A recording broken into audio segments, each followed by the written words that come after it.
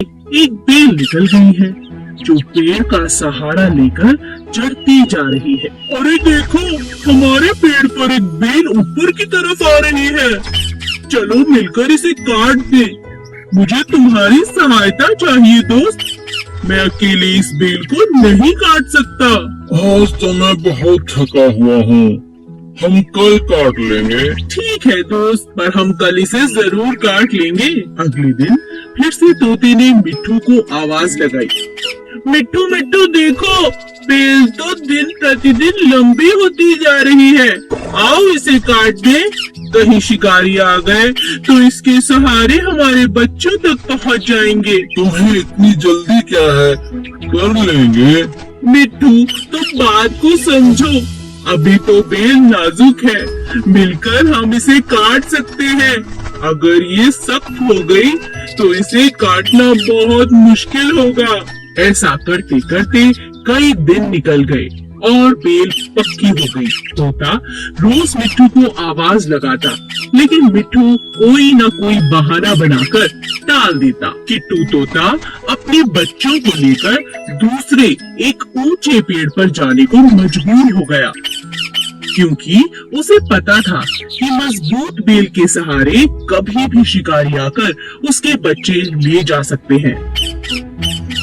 मिट्टू, मैं अपने बच्चों के साथ दूसरे एक ऊंचे पेड़ पर रहने जा रहा हूँ।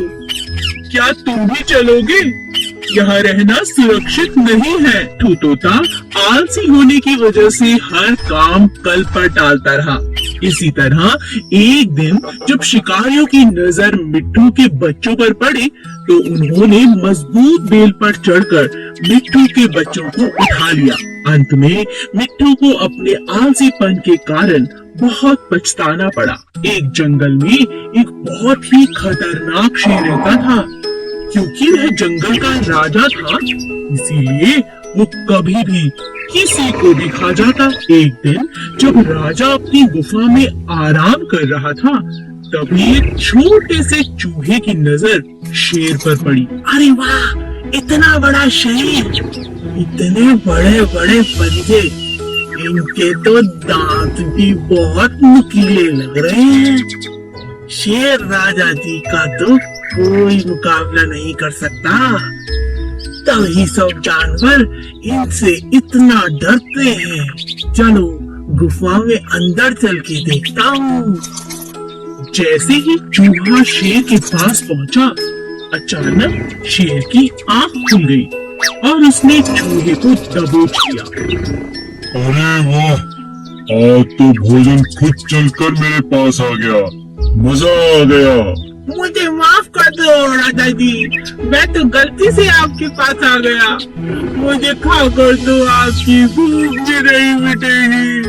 हो सकता है मैं आपके कभी काम भी आ जाऊं। चूहे की यह बात सुनकर राजा के मन में दया आ गई और उसने कहा, ठीक है, वैसे भी मेरा पेट आज बहुत भरा हुआ है। जाओ, मैं तुम्हें छोड़ता हूँ, लेकिन दोबारा ऐसी गलती मत करना। और इस तरह चूहे की राजा ने जान बख्श दी। एक दिन राजा शेर भोजन की तलाश में नदी किनारे पहुँचा। वहाँ उसे शिकारियों ने अपने जाल में फंसा लिया। गुस्से में आकर शेर जोर जोर से दहाड़ने लगा। ये तो राजा जी की आवाज है। लगता है हमारे राजा किसी मुसीबत में है। चलो उनकी रक्षा करते हैं। चूहे ने जब शेर को जाल में फंसा देखा तो अपने दोस्तों के साथ तुरंत जाल को काट दिया और अपने राजा की जान को बचा लिया। शेर को बुरा पाकर शिकारी भी भाग खड़े हुए। उस दिन के बाद से शेर और चूहा अच्छे मित्र बन गए। एक घने जंगल में एक पेड़ पर कालू कौवा अपना घोंसला बनाकर रहता था। उसी पेड़ के नीचे एक सांप का बिल था। एक दिन कालू जब भोजन की तलाश में गया तो पीछे से सांप ने उसके अंडों को खा लिया। जब कौवा वापस अपने घोंसले में आया तो अपने बच्चों को ना पाकर बहुत उदास हो गया। कौवे को सांप पर शक भी हुआ और उसने फिर सांप से पूछा, भाई सांप, क्या तुमने किसी को मेरे घोंसले की तरफ आते देखा? किसी ने मेरे अंडों को खा लिया है। नहीं नहीं, मैंने किसी को नहीं देखा। मुझे नहीं पता तुम्हारे अंडे किसने खाए। कुछ समय बाद फिर से ऐसा ही हुआ, पर इस बार कौवे ने सांप को अपने अंडे खाते हुए पकड़ लिया। अच्छा, अब समझ आया, तुम ही मेरे अंडों को खा जाते हो। मुझे तुम पर पहले ही शक था। तुम्हारी इतनी हिम्मत कैसे हुई? मेरे अंडों को खा गए। मुझे भूख लगी थी, इसीलिए मैंने तुम्हारे अंडों को खा लिया। तुम मेरा कुछ नहीं बिगाड़ सकते। इतना कहकर सांप अपने बिल में चला गया। कालू बहुत उदास हो गया और उसने सांप से बदला लेने की सोची। फिर वह उड़ता हुआ राजा के महल की तरफ चला गया। तभी उसकी नजर महारानी पर पड़ी, जो तालाब में स्नान कर रही थी। महारानी के कीमती जेवर तालाब के किनारे पड़े थे, जिनकी निगरानी उनके सिपाही कर रहे थे। कालू कौवे को एक उपाय सूझा। वह एक लंबा सा हार अपनी चोंच में फंसाकर उड़ने लगा। सभी सैनिक कौवे का पीछा करने लगे। कालू ने चालाकी से उस हार को सांप के बिल में डाल दिया। जब सैनिकों ने बिल में डंडा मारा, तब बाहर निकला सांप, जिसके गले में महारानी का हार था। सैनिकों ने पीट पीट कर सांप को जान से मार दिया और हार ले लिया। इसी तरह कालू कौवे ने सांप से अपना बदला ले लिया। दो कौवे। एक जंगल में दो कौवे रहते थे। एक था कालू और दूसरे का नाम था भोलू। दोनों मिलजुल कर साथ साथ रहते थे, लेकिन उनमें से कालू बहुत चालाक और हट्टा कट्टा था, और बेचारा भोलू जैसा नाम वैसा ही सीधा और सादा था। एक दिन कालू और भोलू में बहस हो गई। मैं तुमसे ज्यादा हट्टा कट्टा हूँ, इसलिए मैं तुमसे ताकतवर हूँ। नहीं नहीं, मैं तुमसे ज्यादा ताकतवर हूँ, क्योंकि मैं तुमसे उम्र में बड़ा हूँ और ज्यादा समझदार हूँ। दोनों अपनी अपनी बात पर अड़े रहे। कालू कहता है कि वह ताकतवर है और भोलू कहता है कि वो ताकतवर है। बस ये लड़ाई खत्म होने का नाम ही नहीं ले रही थी। तब दोनों अपने बीच में प्रतियोगिता रखते हैं। जो भी अपनी चोंच में एक थैली में कुछ भरकर जितना ज्यादा ऊपर उड़ेगा, वो ही ताकतवर होगा। कालू बहुत चालाक था। उसने अपनी थैली में रुई की गेंदें भर दी, लेकिन भोलू के थैले में नमक भर दिया, जिस बात का भोलू को पता ही नहीं चला। अब दोनों ने उड़ान भरनी शुरू की। देखते ही देखते कालू ऊपर की तरफ चला गया और बेचारा भोलू वजन के मारे ज्यादा देर तक ऊपर नहीं उड़ पाया। वह नीचे नीचे ही उड़ता रहा, क्योंकि उसकी थैली में ज्यादा वजन था। तभी अचानक बहुत तेज बारिश होने लगी। कालू बहुत परेशान हो गया, क्योंकि रुई की गेंदें बारिश के पानी की वजह से भारी हो गई थी, जिसकी वजह से उसका थैला भी भारी हो गया था। उसे उड़ने में बहुत परेशानी होने लगी। लेकिन भोलू को बारिश अच्छी लगने लगी, क्योंकि बारिश के कारण उसका थैला अब हल्का हो गया था, क्योंकि बारिश के कारण उसके थैले में रखा नमक घुलने लगा था। अब भोलू ऊपर उड़ने लगा और उसने चुनौती भी जीत ली। हमें किसी को धोखा नहीं देना चाहिए। दो बकरियां। एक बार की बात है, रतन नाम का एक चरवाहा अपनी बकरियों को नदी किनारे घास चराने ले गया। रतन नदी किनारे पेड़ की छांव में सुस्ताने लगा और दोनों बकरियां घास चरने लगी। अचानक पहली बकरी को नदी की दूसरी तरफ हरी हरी घास दिखाई दी। अरे वाह, उस पार तो इतनी सुंदर घास, ये तो बहुत स्वादिष्ट होगी। मैं उस पार जाकर इसे खा लेती हूँ। मैं और कैसे? तभी बकरी की नजर एक पेड़ पर गई, जो बहुत लंबा था और किसी कारण से गिर गया था और नदी के उस पार तक जुड़ गया था जैसे कोई पुल हो। बकरी बहुत खुश हो गई और सोचने लगी कि मैं इस पेड़ के सहारे उस किनारे तक पहुंच सकती हूँ। बकरी पुल पर चढ़ने लगी, तभी उसकी नजर एक और बकरी पर पड़ी जो उसी पेड़ के सहारे उस पार आना चाहती थी। पीछे हट जाओ, पीछे हट जाओ, मुझे नदी पार करनी है।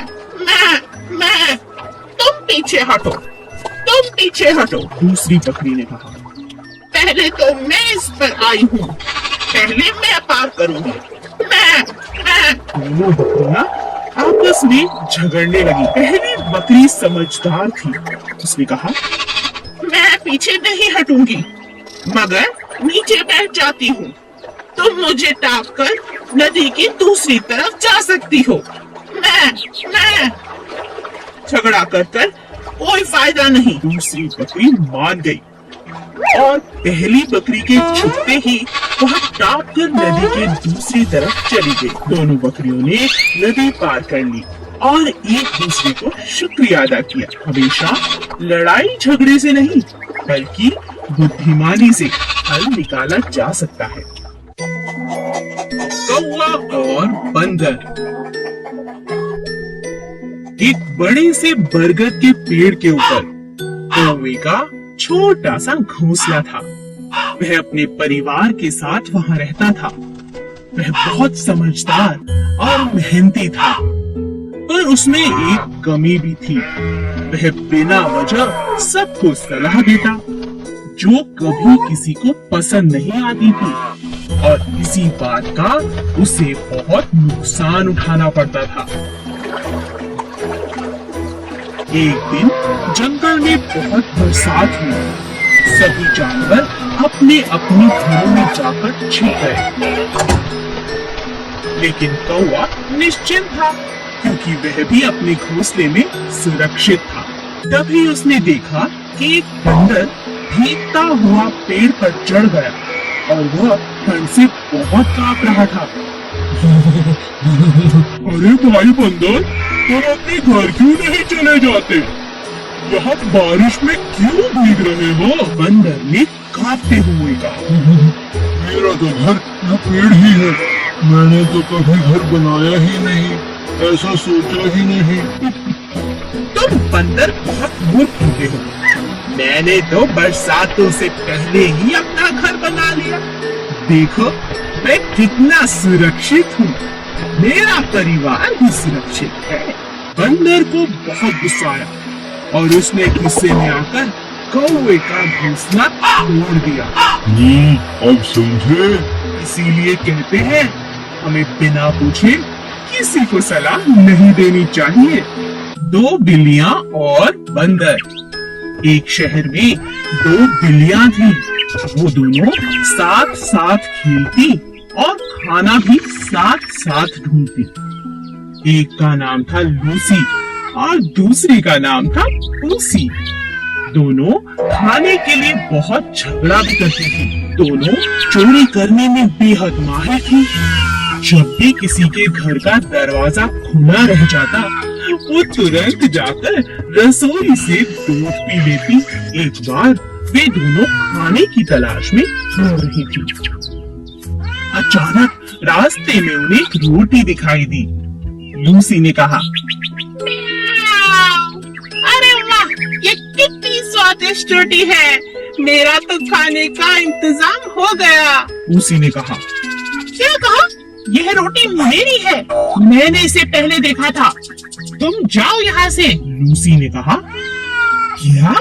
तुम हमेशा दूसरों का खाना खाती हो, दूसरों से छीनती हो। चली जाओ यहाँ से। ये मेरी रोटी है, मुझे बेवकूफ मत बनाओ। यह रोटी मेरी है, लालची कहीं की। मेरी मेरी मेरी मेरी। दोनों बिल्लियां जोर जोर से रोटी के लिए आपस में झगड़ने लगी। तभी वहाँ उनका दोस्त बंदर आ गया। बंदर ने कहा, इतनी सी बात पे क्या झगड़ना?